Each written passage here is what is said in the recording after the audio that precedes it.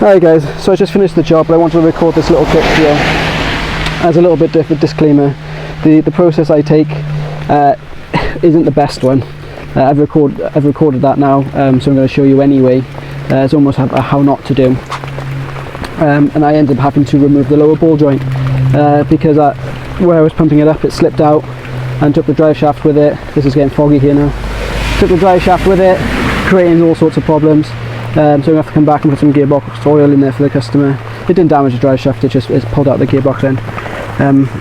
So yeah, I'm going to just leave this here now because that's fogging up.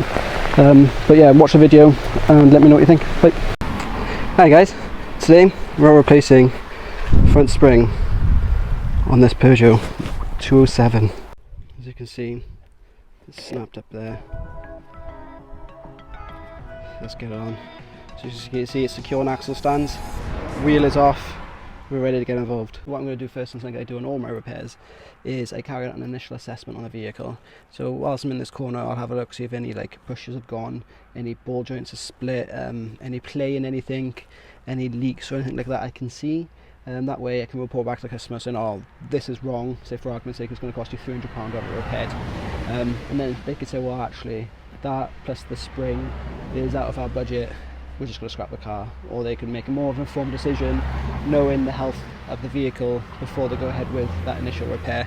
And it also safeguards you, so they say, oh, ever since you touched my vehicle, well actually no, I informed you before carrying out the process.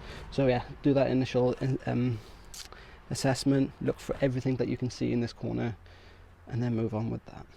So this is a prime example on that assessment. Then I found that the back of this disc here is quite heavily corroded. I'm going to have to advise new discs and pads for this vehicle. The pads are wearing a little bit low anyway. I'd advise them in 6 months time, but being the discs are short, I'm going to suggest that they have that repaired now as well, or relatively soon. So now we know the vehicle, the customer knows the situation. I've had the go ahead for the spring. Let's just crack on. So the first thing I'm doing here is carrying out a little bit of prep work, just to make life a little bit easier in a moment. So this prep work is just clean up the threads, soaking everything in a bit of maintenance spray, clean them up. Yeah, I've had a couple of comments that suggest I'm doing this the wrong way around, but really there is no wrong way around. Do whatever makes your life easier. Spray and then scrub, or scrub and then spray is really up to you. So literally just agitating all the rust off the threads that I'm going to be touching, just to make it all come off a little bit easier. I'm probably not actually going to take this track rod end off. I've cleaned that up anyway, because I'm probably going to be the next person to take it off, and I'd like my life to be easier. So whilst I'm here, just do that extra mile to make your life a little bit extra easier. Right, now with everything cleaned up, what I've chose to do, and so at this stage everything is a bit optional, is I've chose to take off this drop link here. Now we only have to remove the top and just push it to one side, but it looks relatively new, so I don't understand how, but it does seem to be causing, even with the prep work, a bit of a problem to get off. So what I've done is ran this nut down the threads just to clean them off.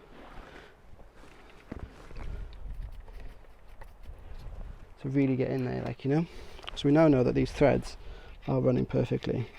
What happens is the ball on the inside spins, so the less resistance on this nut, better, the less it will spin, obviously. Something else I do with these is I tend to wind it one way and then back the other, spray a bit more maintenance spray on it, and then keep working back and forth like that until it comes free. Alright, so I got that out now eventually, with it off, put the nut onto it, push it off to one side, put the nut back on so you don't lose it. Now we're going to tackle this brake flexi here. There's also by my hand here, it's the ABS sensor, that should just pop out. If not, I don't want to, there we are. And there. Stick it down to one side. Don't want it to get damaged or anything, so don't put any strain on it. but also don't leave it flapping around because you don't want it to catch. What we're going to do is take a 13mm and crack this brake flexi off. Now that that's out, we've put the bolt back in so we know what goes where when it comes to reassembling. So now whilst the weight is still there, so it's being suspended, I'm going to take a 21mm and I'm going to crack this nut off the top. Might have to hold it with a 17mm Allen, a 7mm Allen key, sorry, H7. The reason I'm doing this by hand is if any of you've done one of these before, you will know that these shafts can spin and come undone. And this is where it catches a lot of people out. So you need to make sure that you're doing this by hand, or else you could end up in a world of pain. That's the reason why I'm not using a ratchet either, so I can see the centre bit moving. Yeah,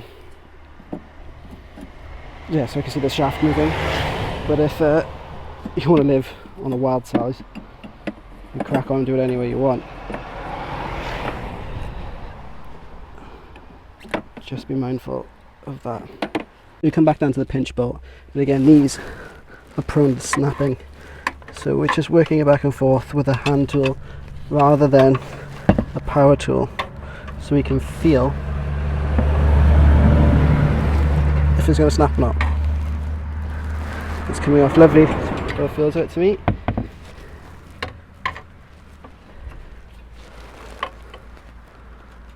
We've undone that the rest of the way now, just slid the bolt out. We're going to screw that back down, put it to one side so we know that they go together. Now we're going to pop this ABS sensor out the rest of the way.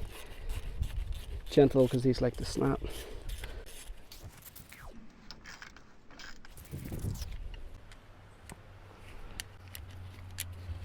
There's the cap out of the way. And the bolt, put that safely to one side. And very gently try and get that out. Alright, we managed to get that sensor out. Literally just grabbed it with a pair of pliers either side, gently rocked it back and forth until it came out.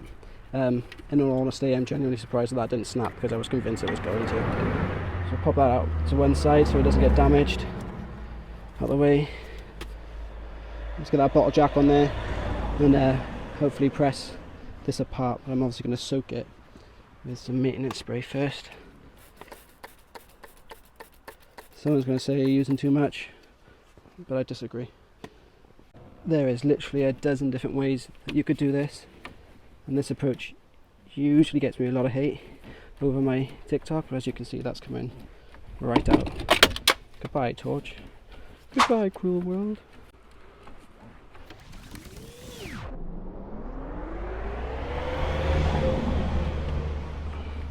Right, it's starting to kick out there, and we don't want that drive shaft to pop out. So let's zoom back up a bit. Although I'm pretty sure that's out. What I'm going to do is take this drive shaft nut out so there's room for this drive shaft to move. Right, there you go, that drive shaft is out now. It's moving freely. So let's get this out the rest of the way. Right, that's out now. Freely. Let's go to the top and take it out the rest of the way there. Take that last nut off the top.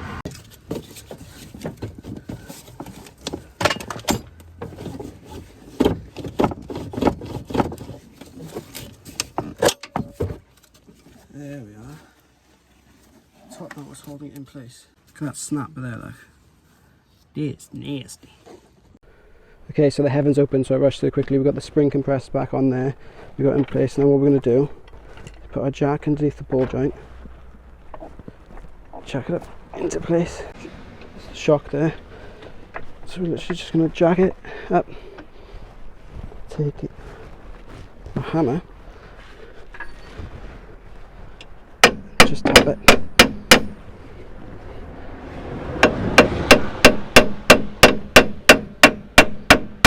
Okay, unfortunately, this is where the rain comes.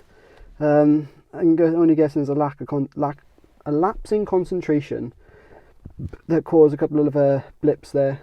So I put the phone down, mostly because I didn't want it getting wet, and I wanted to focus on what I was doing so I can get it done before I got too wet. So that's where it ends. Unfortunately, I had to pop the wall joint out, which was simple enough, which I probably should have done in the first place, just to make sure everything was fine. And then I've got to come back in the morning to top up the gearbox with oil. So thanks for watching, and I will see you next week. I'm trying to post more often, so maybe in a couple of days, but mostly probably next week.